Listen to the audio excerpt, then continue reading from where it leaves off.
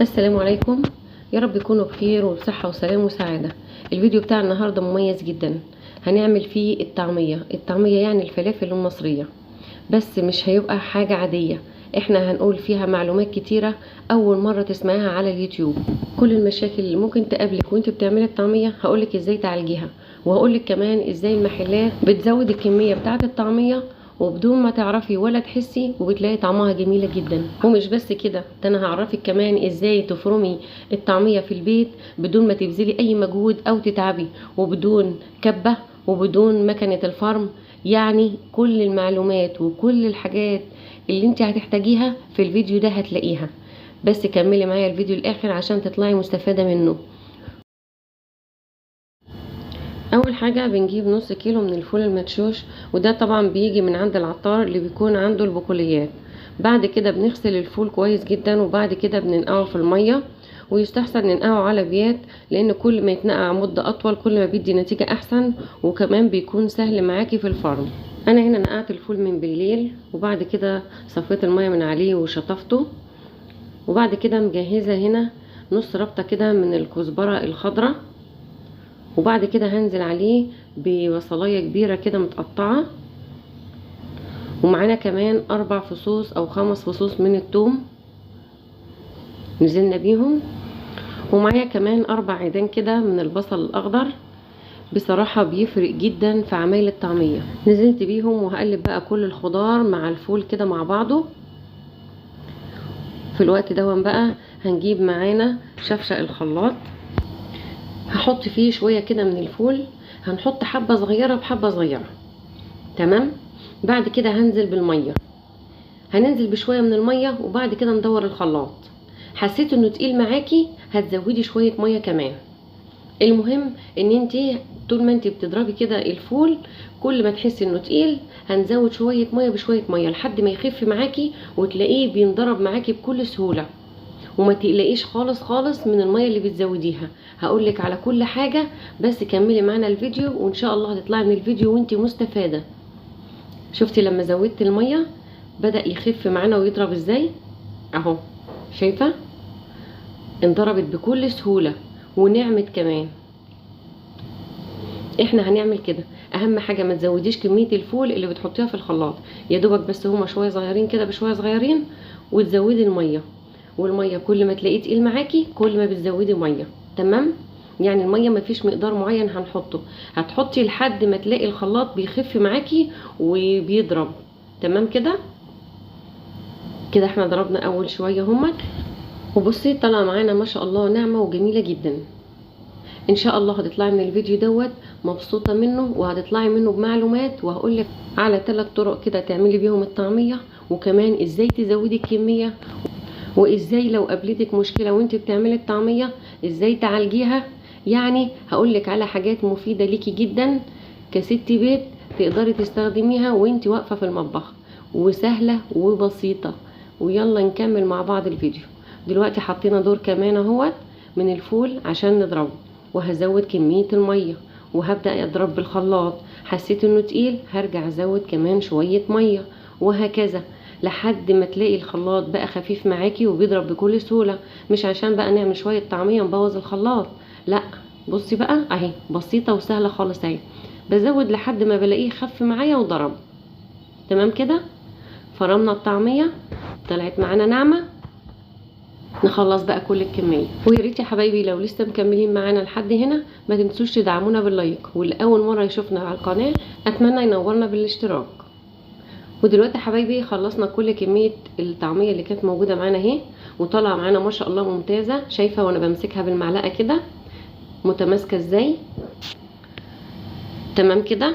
طيب في حاله لو انت دلوقتي بتعملي الطعميه حسيتي ان الميه طلعت كتير معاكي، هي دلوقتي مستواها ممتاز جدا، وتقدري على كده ان انت تكيسيها وتشيليها في الفريزر.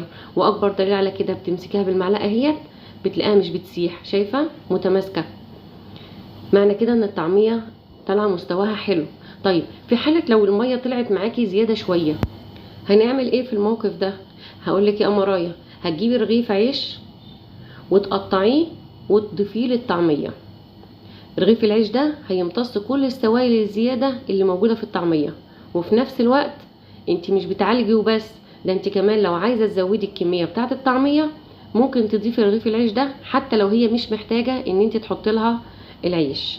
تمام، يبقى كده عالجنا اول حاجه لو الميه طلعت زياده. وفي نفس الوقت برضو لو انت عايزه تزودي الكميه تقدري برضو ان انت تضيفي رغيف عيش، وممكن تضيفي 2 كمان، مش هيأثر معاكي في الطعمية ولا هيأثر على طعمها ولا على الآلية ولا حاجة خالص. بالعكس ده في محلات كتير بتغش أساسا الطعمية وبتزودها بالعيش وبتفرم معاها العيش كمان، فهو مش هيضرنا في أي حاجة.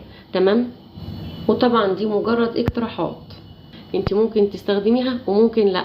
تمام كده، انا بعد ما حطيت رغيف العيش كده بسيبها حوالي ربع ساعة، وبعد كده بقوم مقلباها بالشوكة او بمضرب او بالمعلقة باي حاجة، لان العيش ساعتها هيكون امتص كل السوائل اللي موجودة في الطعمية، ولما تقلبي هتبصي تلاقيه داب معاكي وتاه خالص في الطعمية. طيب لو انت مش عايزة تضيفي العيش دون وفي نفس الوقت عايزة تختبري الطعمية هل هي مستواها كده حلو ولا لا، قبل ما تشيليها وتفرزيها بتاخدي قطعة بالمعلقة وتحطيها في الزيت. لو لقيتي الطعمية لما تحطيها في الزيت اتفتتت معاكي مش متماسكة يبقى كده تقدري تضيفي لها رغيف العيش. لو ما اتفتتتش وفضلت متماسكة يبقى كده الطعمية طالعة مستواها معانا مظبوط ومفيش اي داعي ان انت تضيفي العيش. تمام كده. طيب هقولك على طريقة كمان، بس في الاول استني هنفرز اللي احنا حاطين عليها العيش. اديني عبيتها زي ما انت شايفه كده، ودول هرفعهم في الفريزر. تمام، وهاخد جزء منها واحمرها معاكم، وبعد كده هقولك على بقيه المعلومات. دلوقتي 6 قطع كده من عجينه الطعميه عشان نحمرها مع بعض، وهنزل عليها بالبهارات. البهارات عباره عن ايه؟ رشه ملح، رشه كزبره، رشه كمون. طبعا احنا لما بنفرز الطعميه بنفرزها من غير اي بهارات. الحبه اللي بتنزليهم عشان تحمريهم بتضيف عليهم البهارات في ساعتها. دلوقتي نقلب بقى البهارات كده مع عجينه الطعميه كويس جدا، وفي الوقت ده احنا حاطين الزيت على النار عشان يسخن. قبل ما نحط الطعميه هنعرف ازاي الزيت سخن. بتجيب الخله كده وتحطيها في الزيت، لقيتي الفقاقيع اللي حوالين الخله ديت كده يبقى الزيت سخن معانا وجاهز للاستخدام. ودلوقتي بتشكلي الطعميه بالطريقه اللي انت حباها. انا هنا حاطه طبق فيه ميه، بحط كده المعلقه في قلبه الاول وبعد كده بالمعلقه وبقطع قطعه من العجينه بتاعه الطعميه. انا هنا هشكل الطعميه بالمعلقه، عايز تعمليها بايديكي مدوره مفيش اي مشكله، بس انا بصراحه ما بحبش اعملها غير بالمعلقه. تمام كده. شايفه العجينه ما شاء الله متماسكه معانا وجميله جدا. لو العجينه حطيناها في الزيت ولقيتيها تفتتت مش متماسكه بالشكل اللي قدامك ده تعرفي ان العجينه كده معيوبه. معيوبه يعني ايه؟ يعني الميه بتاعتها زياده. طبعا في الوقت ده بتعالجيها بانك بتزودي قطعه من العيش، اي نوع عيش بقى عندك، غامق فاتح مش فارقه معانا، في الاخر النتيجه واحده. دلوقتي هنحمر مع بعض بقى الطعميه كلها كده ونشوف مستواها.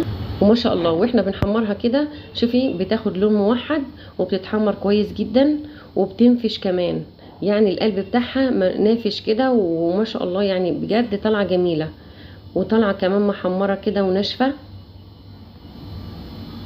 يعني رغيف العيش اللي احنا حاطيناه لها ما اثرش على مستواها في اي حاجه. وبلاش يا جماعه تحطوا كربوناتو للطعميه عشان بتفتح المسام وبتخليها تشرب زيت معاكم كتير. يعني هنا احنا مش حاطين لها ولا كربوناتو ولا بيكنج باودر ولا اي حاجه خالص، وطلع معانا مستواها جميل جدا. اللون بتاعها ما شاء الله حلو واخده لون موحد، وكمان ريحتها جميله جدا.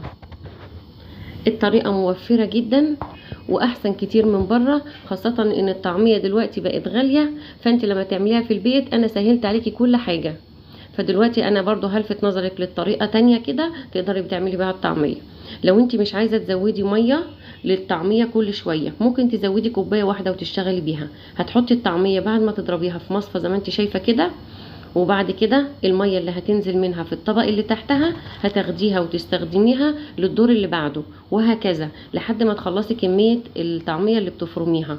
ويستحسن تستخدمي الطريقه ديت في كميه بسيطه، ما يكونش في كميه كبيره. يعني انت لو عايزه تعملي ربع كيلو بس، لانك لو هتعملي اكتر من كده الميه اللي بتنزل دي كل مره بتتقل معاكي، فعشان تعملي كميه كبيره هتبصي تلاقي الميه هتنقرض، يعني مش هيكون لها وجود، فهتحتاجي ان انت ترجعي تزودي ميه تاني كتير.